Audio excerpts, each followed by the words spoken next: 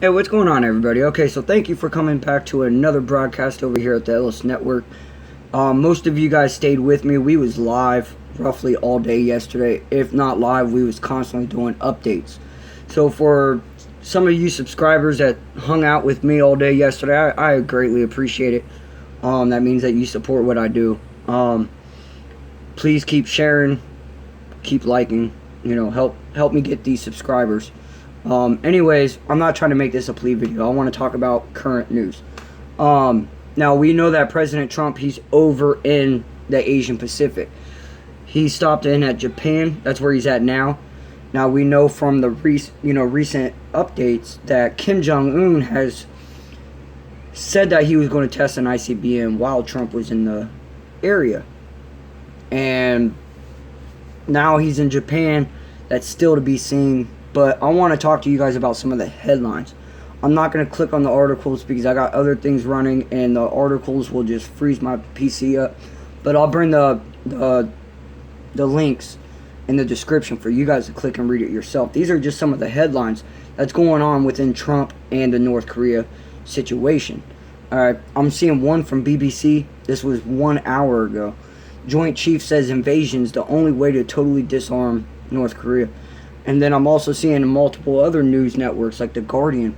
They're coming out and saying that the Pentagon's saying that the only ground invasion can destroy North Korea's nuclear program. So mainstream media, it's being put out there, just media period, mainstream, alternative, conservative, independent media is all talking about a ground invasion with North Korea. So, they're really speculating, it's really heating up.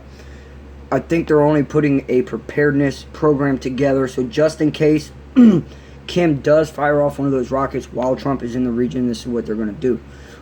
Again, we can only speculate, but there's two other articles that's really, really weird to hear say. And again, I'm going to post the articles in the description. You guys can read these. I don't normally follow these networks, only because of their unbiased opinions and all this other stuff.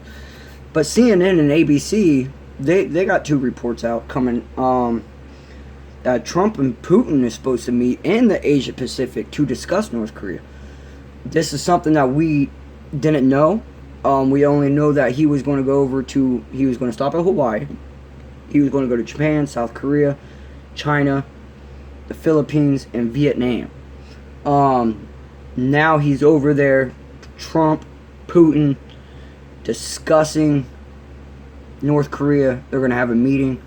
But 22 hours ago, there was also an article that came out that said that Vladimir Putin will not help the United States if there's an invasion.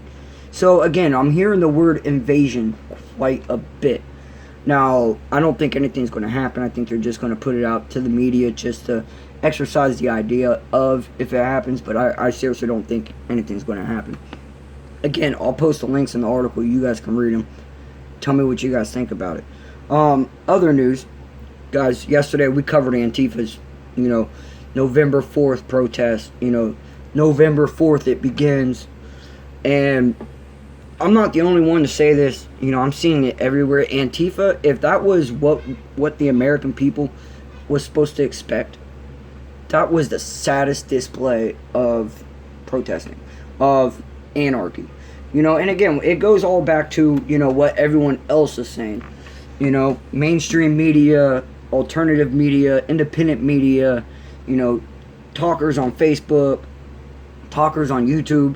They were all putting out different fears. Oh, well, Antifa's talking about beheading people. Oh, well, alternative right's going to go out and shoot people. And that's where the whole speculation of a civil war was going to happen.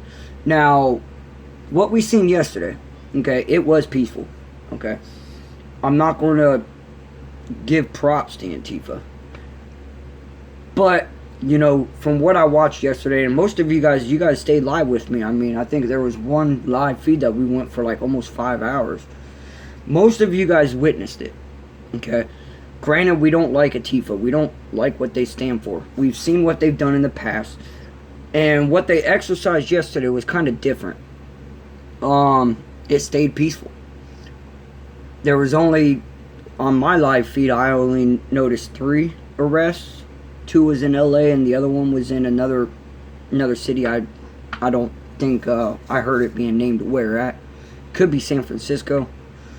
Now I brought out some videos last night. I stayed on the live feeds even when I stopped going live, and I started posting some videos of what I was witnessing as well. One thing I want to say, okay, and I called this out days ago before all this. You know, it's going to be all about the agitators. All right, now we know from the live feed, you know, Antifa was out there. They were protesting. But not just Antifa. There were so many different groups that was using that day as a national day of protest. Not just for Antifa, but for other things. Also, at the same day, you had the Patriots come out. You know, the right wing, the alternative right. And I did say, you know, yesterday in LA, we watched Antifa get their heads smashed in. Not literally. I mean, there wasn't no fighting or anything like that. Like, they were protesting. Next you know, the Patriots showed up and took over their protest. An anti-American protest turned into a full-fledged American protest. Like, they just totally hijacked the whole scene. Oh, man, Antifa just dissipated and went home. I like that. I do like that, okay? We went and hijacked a protest. And on both sides, Patriots, Antifa, there was no major violence, okay? There was a lot of heated screaming back and forth. There was a lot of people, you know, fuck you commies, fuck you Nazis. You know, nowadays every normal language within that scenario was being said. So, you know, it only brings speculation. We said, you know, no, Antifa said November 4th, it begins. It never said anything about a one-day protest. They actually, on their website, come out and said that they were going to go day in and day out until their numbers reached thousands of thousands upon millions, until their demand is met, and that's the regime of Trump and Pence to be removed from office. So I think yesterday was just the first day, and it could have very well been a dry run, because Antifa's been known, you know, this has been mainstream for about a month and a half. A lot of people have, you know, already jumped aboard and made threats of what they were going to do.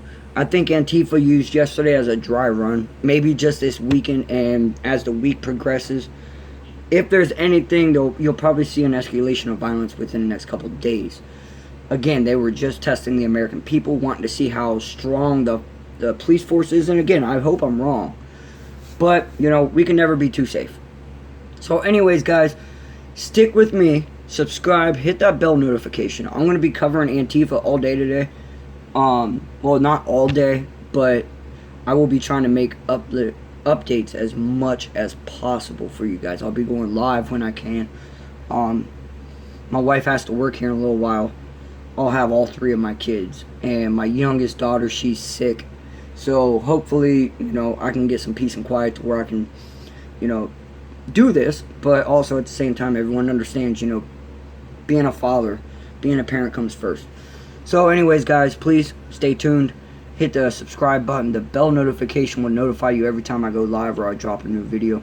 And let's stay together and network. Alright, guys? Later.